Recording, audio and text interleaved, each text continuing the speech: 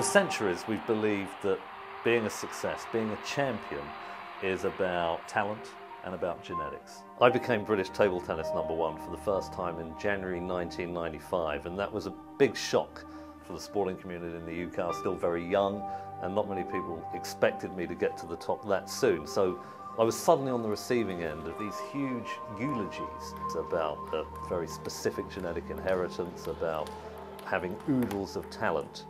But I'm not sure that this narrative, which typically defines the way we describe success, has any validity. I think that success has something to do with something completely different.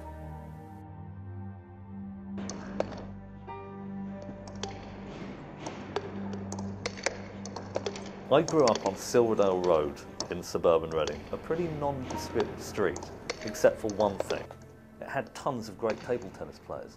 Me and my brother, Karen Wick, Commonwealth champion, Andy Wellman, one of the top players in the UK, Paul Trott, Keith Hodder. It was unbelievable. In fact, that tiny, tiny locale produced more great table tennis players in the 1980s than the rest of the nation combined. If you think that it's all about genetics, why would it be that just that one specific street was affected? Consider this too. Spartak Moscow, an impoverished tennis club on the outskirts of Russia's capital, produced more top 20 players on the female side of the tennis game than the whole of the United States combined. Once again, our inclination to think of success in terms of genetics has to be flawed.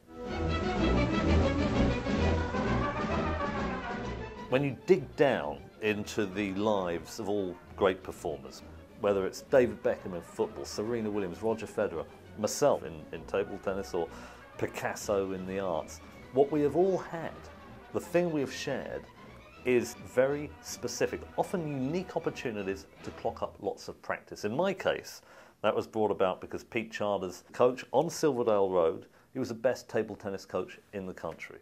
He provided access to the only 24-hour table tennis club in the south of England.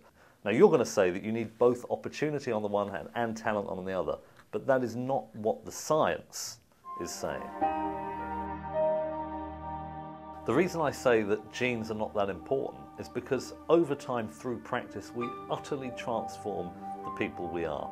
It's like when we're practicing, we're downloading very specialized software that enables us to engage more successfully in whatever area we're practicing within. And you can actually see this in brain scanning.